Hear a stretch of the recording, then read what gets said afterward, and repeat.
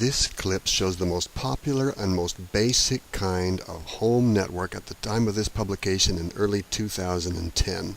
It illustrates a single box that has come to be known as a wireless residential gateway. Nowadays, at least in the United States of America, if you sign up for new internet service from an internet service provider, they are probably going to assume that this is what you want. In one single package, it manages the functions of broadband modem, NAT router, Ethernet switch, and wireless access point. All of those separate devices can be managed with a single session, a single connection from your nearby directly wired browser. Internet service providers tend to make this equipment available as part of their subscription setup. If you're a brand new customer of a DSL internet service provider, they're going to give you one of these devices with a DSL broadband modem. Conversely, if your internet service provider works with cable TV technology, he's going to provide a box like this with a cable TV style of broadband modem.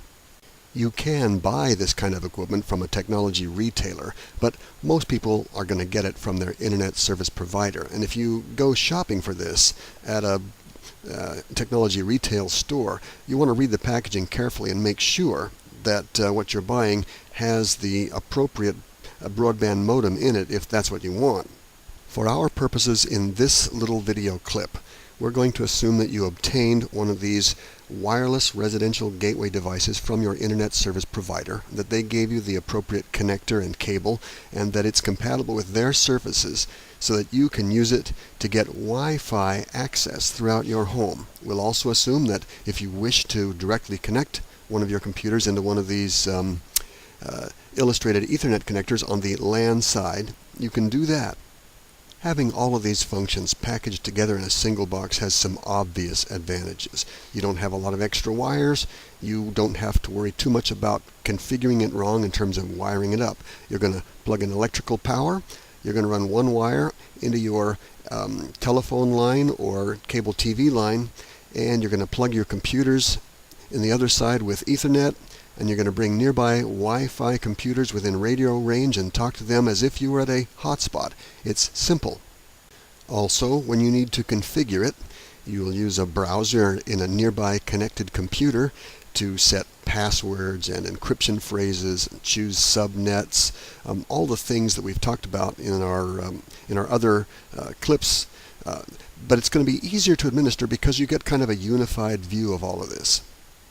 For all of these reasons, this is quickly becoming the most popular setup for beginners with a small office or a home office.